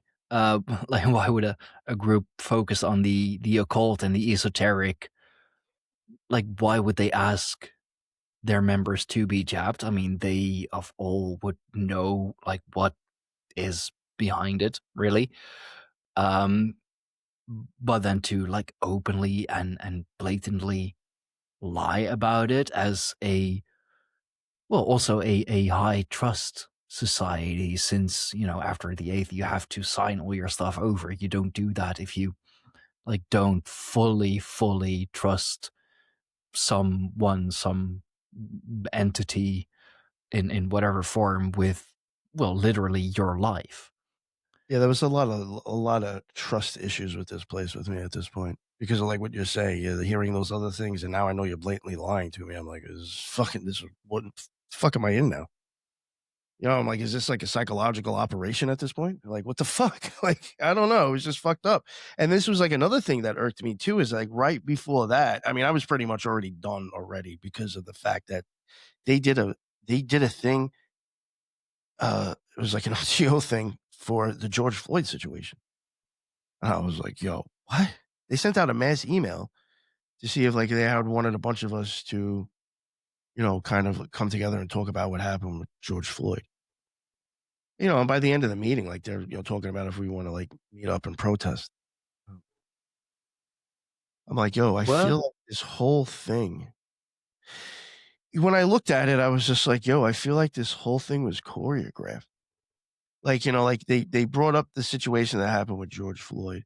Then they wanted to go, then they gave everybody a chance to go around the room and talk about their experience of racism. And then they hit us with the options of protesting together if we want to do something. And it's just like, yo, you just primed this whole thing. Like it was just really weird. And then like the one dude who was like this one guy, the only black guy in the lodge, which is interesting to say in itself, was a lawyer. So he was mhm. going on, like he was trying to push from I guess the legal standpoint that if they were to deem Antifa terrorists, our Bill of Rights are going out the window. We're fucked. Like we can't let this happen. And I'm like, yo, where the fuck is this coming from? Why am I hearing about Antifa now? First it was George Floyd, now it's Antifa. Where the fuck are we going with this meeting? And making us scared, I guess, whatever. And I was like, yo, this fucking something ain't right here. I was like, this shit is fucked up. I'm like, what the fuck does this have to do with magic at all? Like this organization is supposed to be based on the book of the law. Fucking CNN and George Floyd ain't in there. Fox News ain't in there either. You know what I'm saying? Like, Nuit and Rahul Queet. Can we get on with that? I Yeah. don't know about fucking George Floyd. I mean, yeah, like magic and politics, they do go hand in hand, as we are very clearly seeing these They days. should, in my opinion, they shouldn't though. That's the fucking problem. No, I mean, yeah, no, not the not the activist kind Yeah. of politics. Like, you should stay far away from that Mhm. as possible. Which is funny. Like, I was of course in Amsterdam today, and lo and behold, Leicester Square, pro-Palestine protesters, and like some like white woman, of course. They're always white women, and like always like middle class, upper middle class, um, with a megaphone, like "Free Palestine, fuck Israel," and I was like, get me the fuck out of here, will you? Oh man, and especially now, and it's funny. Matt, he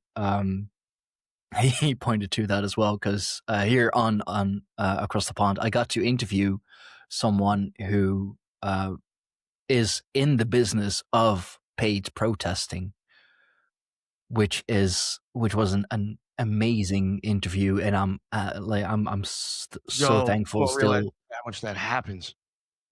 Oh, Paid it does. protesters, it's disgusting. I mean, pretty much every large protest, that You might have multiple makes things the going on news. until that shit pops the fuck off. It is financially backed by Yes. someone or something, and like that's why I'm still so thankful for for Andy, that he allowed me to interview the guy here on across the pond, because it really opened my eyes to so much. Um, like all protests are paid for, or they are financially incentivized one way or another. The guy, I forget his name, but he even mentioned like school moms like wanting to change something or like update the school library.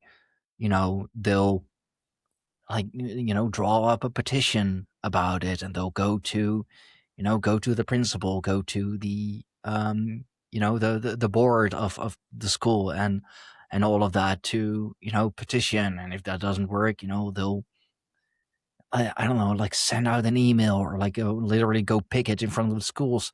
They wouldn't be able to do that if they weren't like cared for one way or another. Like that would mean that either they are wealthy enough already that they can make the time to do that, or their husband or wife or whoever is making enough money that they can stay at home and have the time to do that.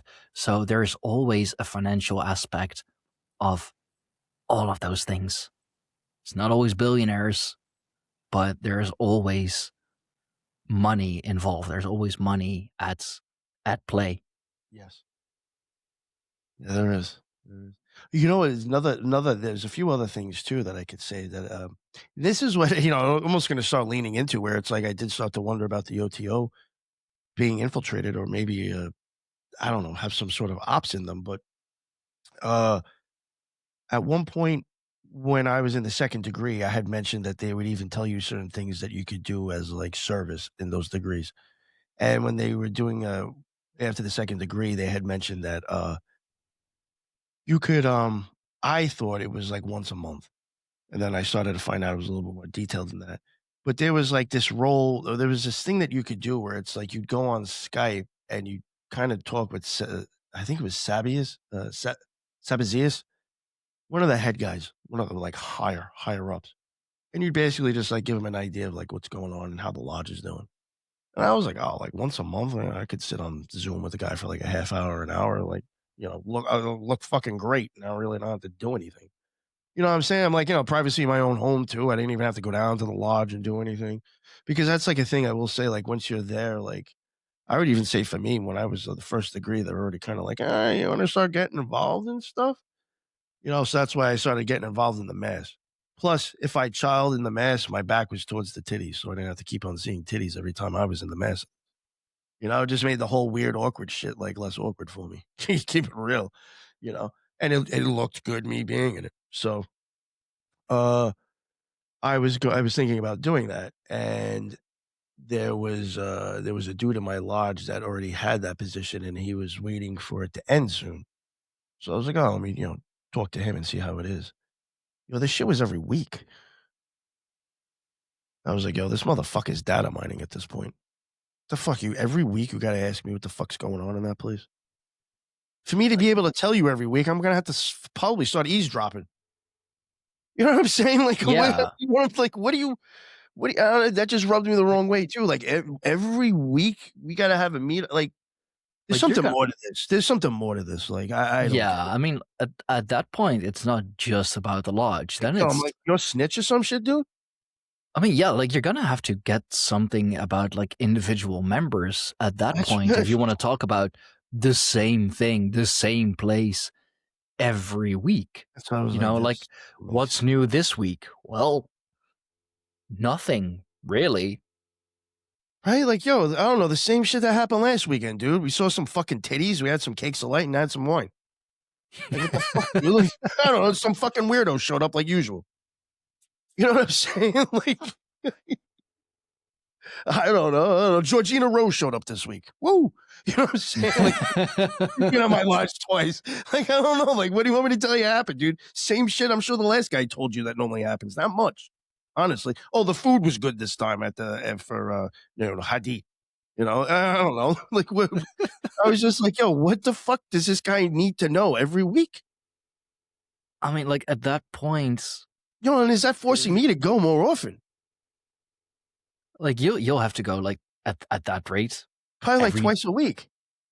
yeah, or like if you really want to get higher up and get everything every day, No, no, it's fine. start getting real up close and personal with with the members, because you're gonna you're gonna have to get intel from someone, somehow, somewhere. It was And if just it's like just that. lodge business, I mean, yeah, like what changes week by week? Nothing much. I mean, in a month, yeah, sure, things can change. A lot of things can change. But on a weekly And basis? the weird thing too is like him and there was some other chick that I knew from another lodge that I had met from like a Thelemic Facebook group. Neither one of them like really was able to give me an answer too about like what it was they were doing, what they did. It was kinda like, "Oh, well, they'll explain it to you." Like, it was almost like they kind of really weren't giving you, "Oh, it's not much. You just have to talk to the guy once a week."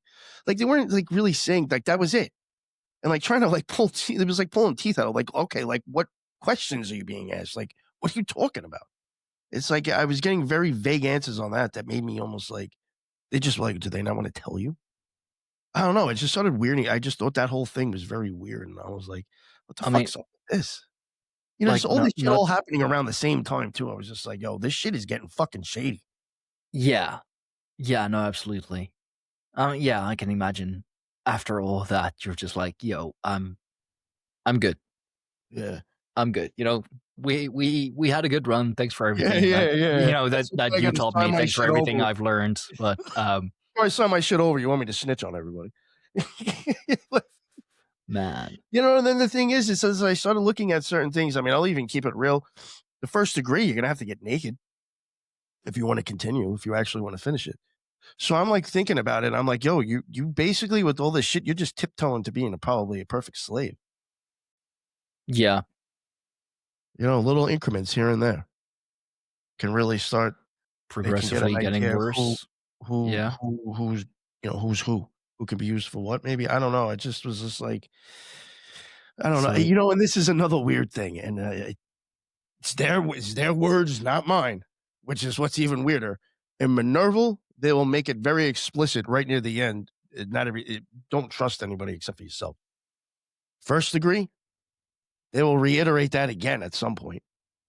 The second degree, they totally focus on that with like even things that are going like at one point you're going to get pushed into a tub by two of the people in the room with you. You shouldn't trust your brothers and sisters. And then at one point, they're going to ask you to do some stupid thing, and you, you're going to be sticking your finger in a thing and screwing a screw down on it until like it starts to hurt, and you'll be like, all right, that's about as much as I can take. And then they'll show you like, oh, see, there was a hole underneath the thing. You could have stuck your finger inside the wood and then turned the fucking thing all the way down, and you wouldn't have felt the thing. And the moral of that, not everything is as it seems. So now they're telling you not to trust anybody and nothing is as it seems. What the fuck are you telling me already within the first 3 degrees? You've already told me. Like, why the fuck am I still here? You're what the telling me hell? you So told me 3 times not to trust anybody, and this place isn't what it seems. trust What? nobody, trust nothing but Yeah, I noticed yourself. that's like a repetitive thing, and I was like, this is shady too. I mean, it's honest. See, that's where that's why I'm like, yo, we told you how many times, motherfucker? I mean, yeah, true, true. I guess that's just No, but that's I just saw weird. it on Like that, if and I you was want to, like, hmm.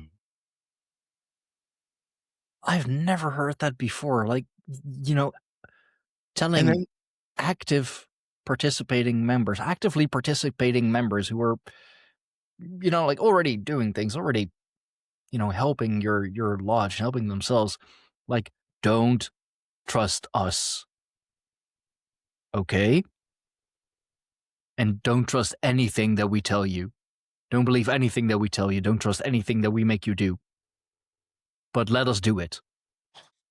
well, yeah, I think a lot of it is No. yeah, yeah.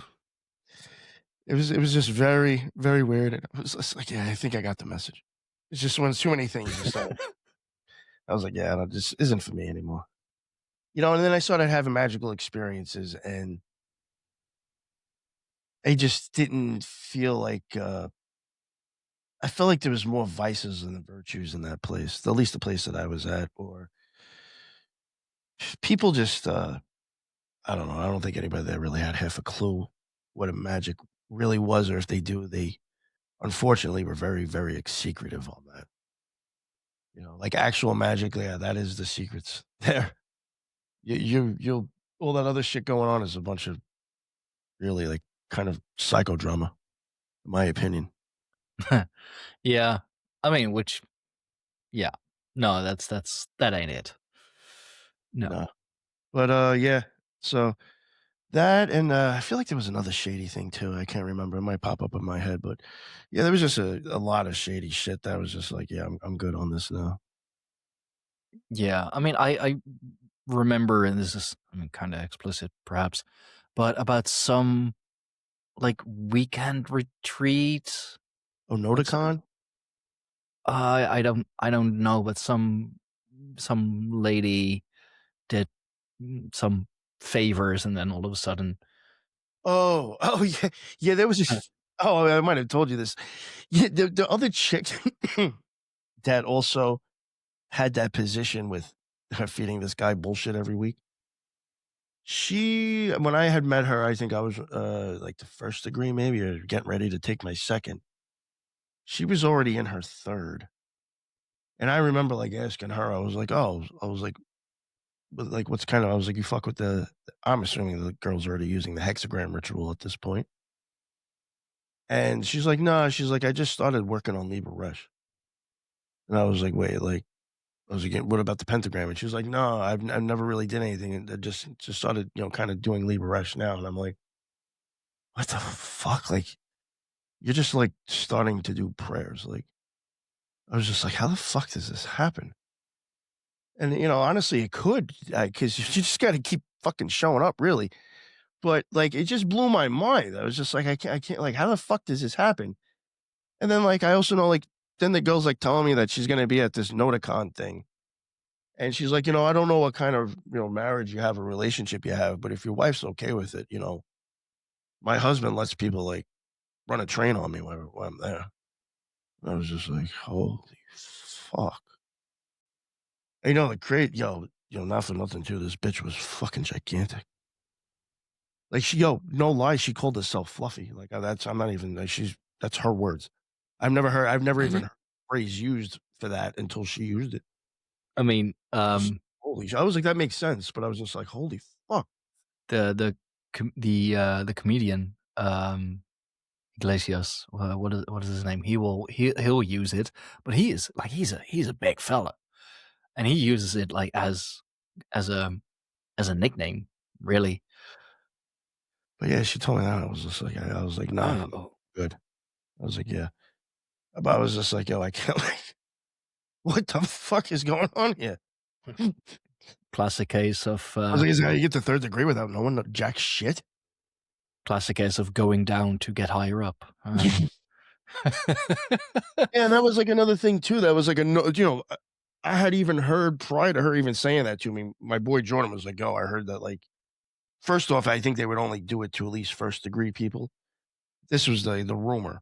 That like if you get shoulder tapped there, someone's tapping you on the shoulder, they're probably gonna ask you if you wanna come back and, like, fuck their wife or some shit. Oh, Jesus Christ. I was just like, "Yo, this could get so fucking weird." Because like, me and my friend Jordan were thinking about going. I was just like, "I don't know now, dude." Because 'Cause I'm like, "Yo, like, what" like, whatever it is, like, some chick from my lodge that I never thought was, like, a fucking weirdo. All of a sudden now she's like, "Oh, you wanna screw me with the other 5 fucking guys too?" And I'm like, "Oh, Jesus. You're fucking Like, you twisted." want you wanna Like, I was line just up? like, I didn't wanna Yeah. yeah, what if I find out, like, somebody I was cool with is like that? I don't know, it's just gonna make things weird now. Like If it wasn't weird already. yeah, yeah, I'm like, "Oh, did you wanna fuck me this whole time? Ugh." Like, gross. It's not the kind of shoulder tap you're looking for. Yeah, yeah, yeah, Just yeah. not the kind of tap you're looking for, really. Yeah. Well, see, and Um, that's the thing too, I mean, maybe because I was married, but, like, that I do know people that would go there thinking it was, like, somewhere to maybe meet people and singles, but it was never a thing, it was never mixing, like, it was always business for me. You know what I'm saying? So some people they did you can tell that it was a place like yeah, unfortunately. I mean, if you find someone there, I mean, all the Sure, but best. to be going there for that reason specifically, that's kind of like fucking dude, There are use a better dating app, you have places. a chance. there are better places to find someone than an OTO lodge. Dude, It's here's be the funniest shit. Now, I'm gonna keep it real. When, and the only reason I even did it, because I will say I was actually not cool with it, and I knew prior. There's a book called, The Secret Rituals of the OTO. You could probably Google it and find the PDF, and it does give pretty good detail, like the first, I don't know, 6 or 7 degrees, initiations. So I had already known from reading it that I was gonna have to get naked in the first degree. I had spoken to a few people that I was close to that I guess kind of broke oath to an extent. And I was like, listen, I understand we're gonna have to get fucking naked in the first degree. Like, what's the deal? And from the 2 people that I had spoke to, they said the way that the room is set up, you're only gonna see your silhouette. Believe it or not, nobody's gonna really the people sitting on the sides watching it won't be able to really see you, really see you, but the people that are running it because they're holding the candle will. And I was like, all right. Now, after you do the initiation, I went first. So I was like, oh, fuck my life. Um, you go and sit down and then you watch everybody else do theirs. And I had saw that like I couldn't see my friend Jordan, and I couldn't see my friend Judith. I just saw silhouettes. I didn't see no dick or titties or nothing. I just keep it real. But the funny thing is, though, if there was an attractive girl showing up for the first degree, that motherfucker was packed. You'll be like, yo, I've never even seen you here before. I didn't know you were a member. Like,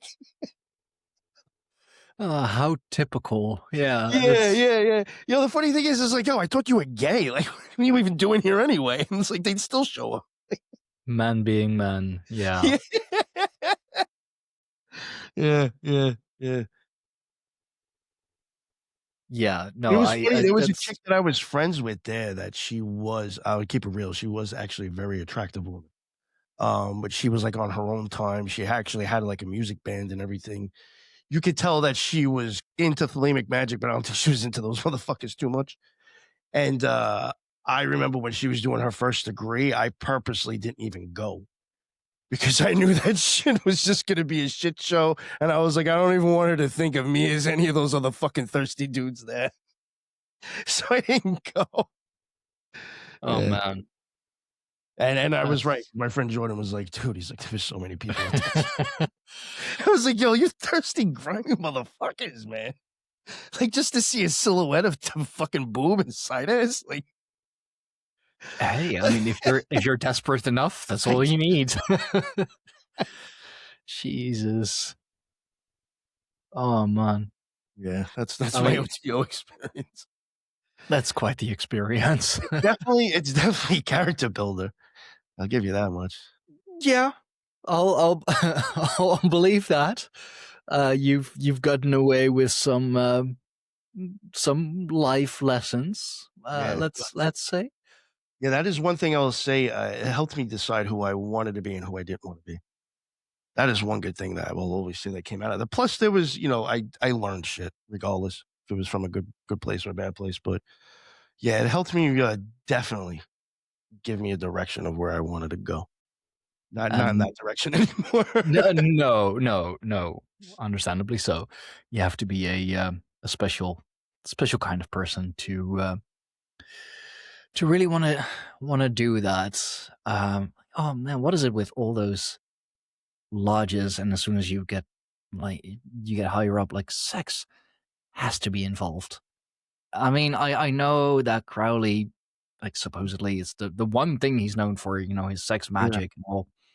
And yes, it is a very powerful form of magic. That's why it is practiced worldwide. That is why. I mean, I've had at least like one tantric practitioner on my own show who actively participates in that. Jin does is a tantric Buddhist, but on the different side of the spectrum, it is a powerful form of magic because there's a lot of energy being released, and if you can work with that, great. But it always has to be involved, and especially at at the higher levels. I mean, I guess this, he would really started at the like right away at the first degree. It's like, okay, drop him. Yeah. What? Man, that's and like from there you just so when did you start Occult Rejects? Like, did you have like an in between period, or were you just so fed up, sick and tired, and that you were like, I'll show you, motherfuckers. It's probably, I don't know, maybe about 4 months about, like, I was, like, fully, like, totally done. Like, I'd probably say 4 to 6 months, and, like, because of that, before that, I was actually, like, I don't have any of the old accounts now, but, like, I did kind of, like, have Twitter and Instagram accounts where I was, like, doing more of, like, long form tweets or things where I was actually trying to cover, like, small topics or just do, in-depth posts on stuff. And then eventually I was like, I should do a podcast because I was like, there's too much shit for me to try to do in a post here. Like, it's just too much. I have like way more that I could just talk about that would be easier. And yeah, I started doing that. And honestly, like probably within like the first few episodes, they're down now. They came down pretty quick, actually. But I even put out the initiations that I was in and everything and explained them. Yeah, yeah. Fucking chick from the lodge, a chick that I used to be really good friends with to an extent. At Tahuti Lodge was she was the lawyer for him too, for the OTO, one of the lawyers, and she actually slapped me the DMCA copyright. 'Cause somebody else found the podcast and found out that it was me, and then they sent it to her. And, Spreaker, Yeah. Spreaker, BitChute, and Rumble, and YouTube took them all down and sent me an email saying that they were asked to by law because it was copyrighted material. Now think about that. These How degrees must be copyrighted somewhere in a book. how do you copyright a ritual? Probably can. It's just you could make a few books and get it copyrighted, and it doesn't mean that it has to be dispersed. You know what I'm saying? Like I could even like Yeah. this herb book that I want to eventually do. I copyright it and just never fucking do anything with it.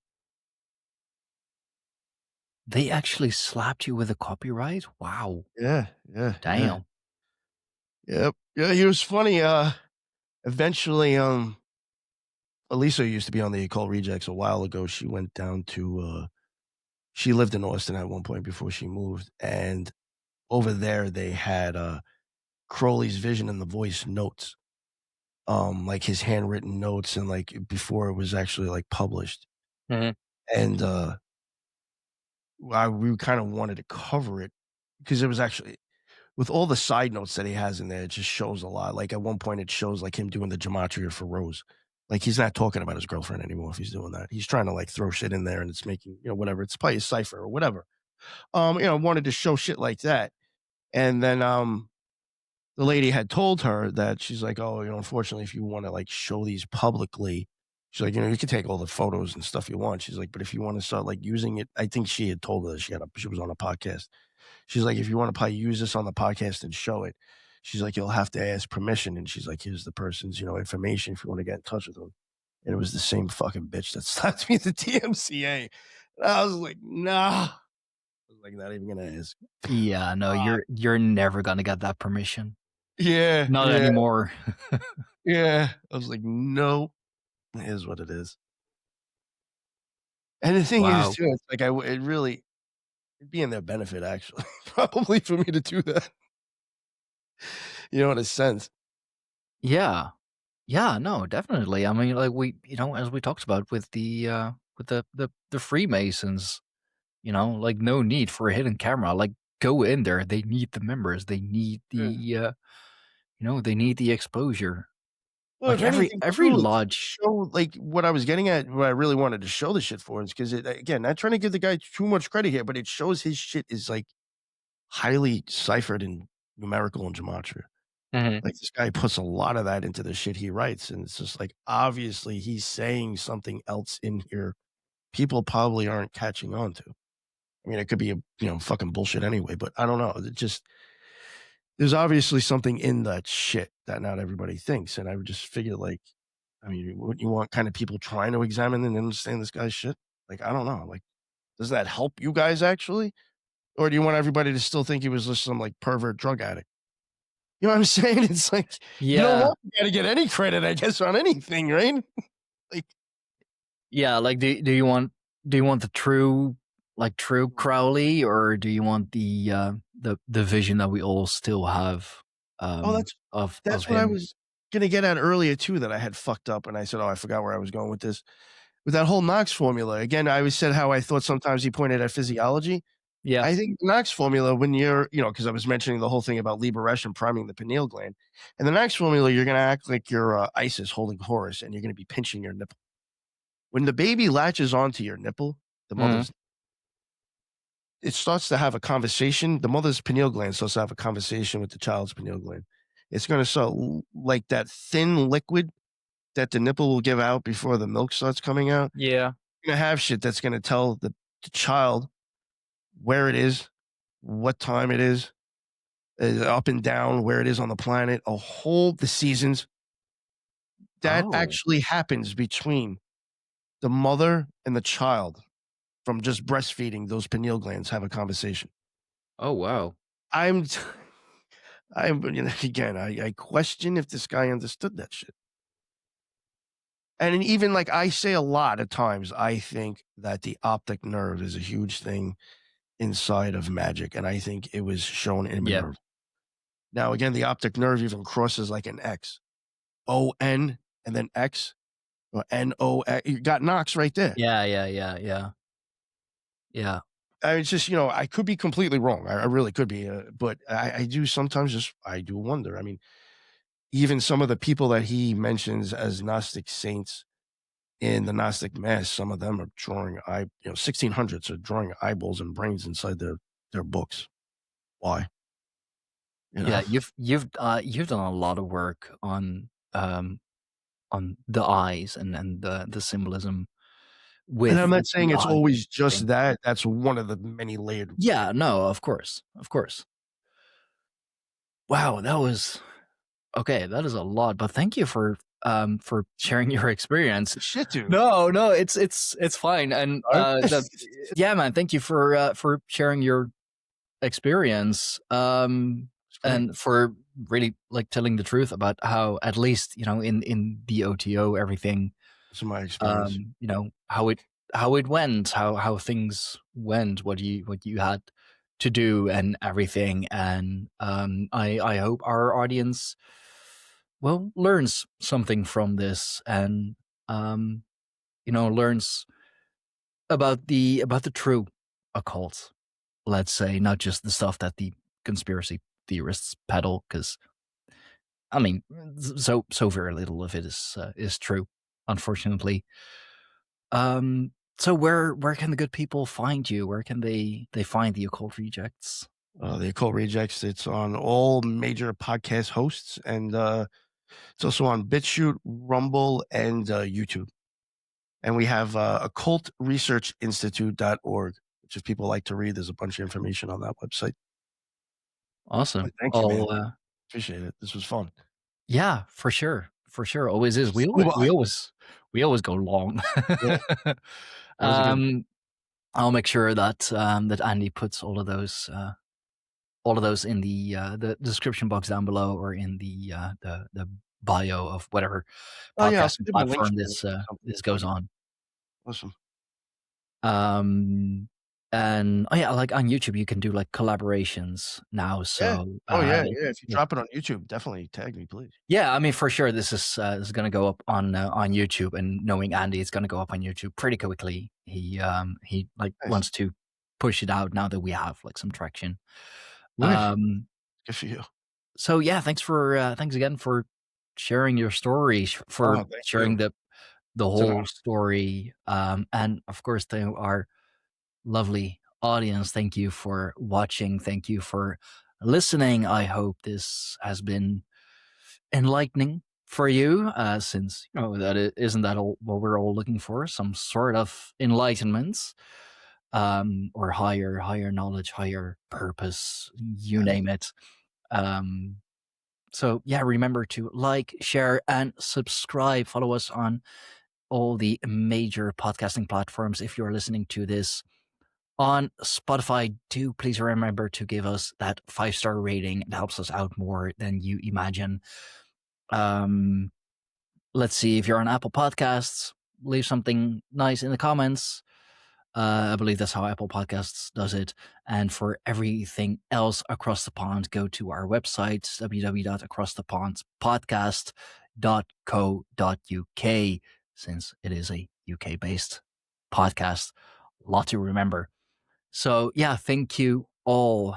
Thank you all so much. Until next time, have a good one. Have a good day, evening, nights, whatever it may be to you. And we will see you all soon. We'll see you all next time. Bye bye, everyone.